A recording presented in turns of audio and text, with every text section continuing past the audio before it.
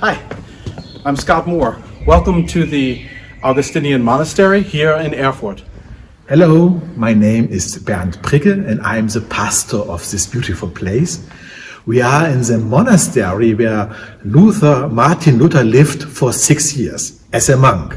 Here, this door, it's this door where Martin Luther's life changed. So why don't I invite you in. While we're on our little walk, we're going to just take a look at a couple of the highlights here and get to know Martin in this location a little bit better. For those of you that have already been here, let this be a wonderful memory. And for those of you that are planning to come very soon, and we hope you do, that let this be a little bit of something to whet your appetite, to get you excited about all the things that you can experience here in this authentic Luther site. Come on in. Just pause right here before going into the church. Here's the church for the Augustinian monks. It is a classic Gothic structure. It's not overly fancy, very beautiful space. And there are a couple of points here that I'll take a moment to show you, a couple details to show you, some exciting things that happened in Luther's life for us to get a sense of those important times here in Erfurt. So come on, let's go into the church. It's wonderful here to just take the church in. A beautiful space. Wonderful acoustics. There is a worshiping community that meets here every week. So Christian worship happens in this place on Sundays, as well as two of the prayer offices each day. This is not the typical setup, and it's important to speak to the reality as it is right now. We're sending you this message in hopes that in the years to come, you'll be able to come here and visit us.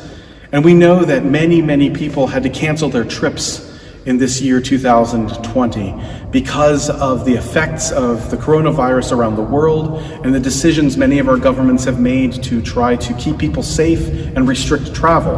And so here, this is not how we normally sit, but in this time, the various restrictions as we come back to live physical worship together is spaced seating here, and that's why you have all of these chairs the way they are. Hello, now we are in the church where Martin Luther celebrated his first Mass as a priest. And now I'm with a Luther robe here. It's a typical robe of a pastor here in Germany. And also Luther used this robe in this time here in Germany when he became a professor in Wittenberg. And Luther celebrated here his first Mass, 1507, and he looked always to this medieval windows here. It's very old, 700 old windows here, and he looked always to this special piece of windows with the robes. And this symbol got the symbol of the Lutheran Church, because Luther made from this piece his coats, family coats of arms for his family. There's a lot here to see that were very important moments in Martin Luther's life and in his own spiritual formation. From the possible Luther rose to the Augustinian tradition shown in the window, to saying his first Mass, which was very important to him, to giving his vows as a monk, and also his prayer life that we see here in the greater chancel area, in the choir area. Important place. I hope you get a chance in the years to come, if you haven't already, to come and experience this firsthand. Now we'll take a walk out of the church, and we'll take a look at a couple of other little spots. We're going to head now upstairs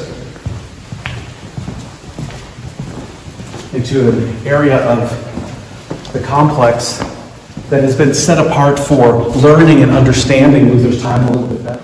Also here in this room, of course, we don't have the time to go through all of the various exhibits here. Of course, you can take all the time you want when you're here on your tour. But you can see a number of things that have been set up for you to learn about life here at the Augustinian Monastery. Two things I'll draw your attention to. One is you look at this setup here. It shows the pattern of the prayer offices that I talked about. And with it is also a historic bell that was on the church. And of course we know that the bell came over to continental Europe from the British Isles, Irish monks, and they rang their bells to call people to prayer. And so the purpose of the bell is that initial call to come and pray. And so once again, maybe you're getting a sense of theme here, that prayer is very important in this place. Of course, an important highlight is the Luther cell, the monastic cell. Many people ask, is this the room where Luther slept? Well, it's not like in the United States when we say George Washington slept here, and we want to know that room specifically. Because brothers in a monastic community did not have the luxury of the privacy of their own room. What they had was they slept in a dormitory, in a common room, but they did have little cells where they could have time for private prayer and reflection. And that Luther cell that you just saw is, with the necessary reconstructions that happened in past years, the reconstruction of a cell as we understood them to be. There are a few examples of still existing cells throughout Germany from various monastic communities, and this gives you the sense of what it would have been like for Brother Martin to have time alone for a little bit, but to work and to pray and to study. Here we are in the library here at the Augustinian Monastery. This library is an interesting feature here. It's not a general public library, but people can come here to check books out and can study, particularly in various fields. Many of the books here, one of the interesting things is that if you are a pastor serving in this conference, when you are newly installed into the conference, one of your responsibilities is to donate a volume, your choice, to this library. And that's been going on for hundreds of years. And so there are a lot of fascinating works that colleagues from the past have decided needed to be in a conference library. And originally this library served exactly that task, was to be a collected group of books necessary for doing pastoral work. Of course, with the internet and with many other libraries around, there are a lot more books out there. But there's some wonderful works that are in this place. It's too bad we don't have the chance right now to go looking around. And maybe if you're here for an extended stay, you can find a time to make an appointment with the librarian, and you can spend a little bit more time here if research is your thing and if you want to get close to some old books. When they come to Germany in Luther's footsteps, there's always places to choose. You know, many people want to go to Wittenberg. A lot of places want to see Martin's birthplace and death place in Eisleben.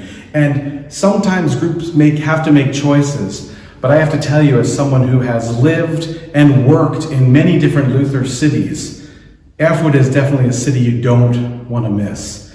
It is one of the largest cities that have something to do with Luther. There's a lot going on, a lot of other history, not only history of Luther, but history of the Middle Ages, history that comes from the 12 and 1300s. And it's an exciting city. It has students, it has bars and restaurants and a wonderful rich culture and a lot to see. So this that we've experienced here with Luther's entering the monastery, to the church, to the chapter room, to the cell where he would have prayed, to outside where I'll show you what some of the rooms might be like. It's a great selection to come on to now. How can you not want to take this in? Imagine getting up in the morning. It's a beautiful spring, summer, fall day. And before you go out to do your tours, depending on whether it's going to Eisenach from here or to Weimar from here, and you just take this in. Way better than any modern hotel, I can tell you that much. Perhaps we get a chance to look at a room. Yeah, we'll look at one room so you get an idea what kind of digs you might have. Come on into a simple yet comfortable room. Of course, if you're going to stay at a monastery, the idea is not to just have party, but the idea is that you have what you need in comfort, but simple. So there's really not much more to show you. I'm sure there's a little corner or a little nook somewhere in this place that you can investigate on your own. And there's a lot of beauty even beyond this wonderful complex. So I know that I can speak on behalf of everyone here at the Augustinian Monastery, that as you think about what you're going to do for your spiritual journeys in the years to come, that you keep the Augustinian Monastery in Erfurt close to your hearts. And maybe this has indeed whetted your appetite for you to seek this place out and come and stay here during your time as you're walking in Luther's footsteps. Thanks again for taking the time. God bless.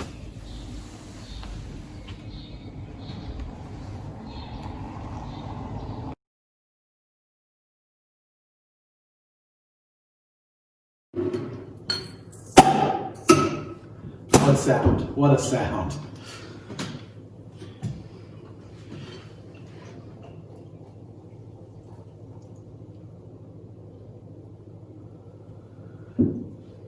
Welcome to the cloister cellar, or the Klosterkeller here in Erfurt at the Augustinian Monastery.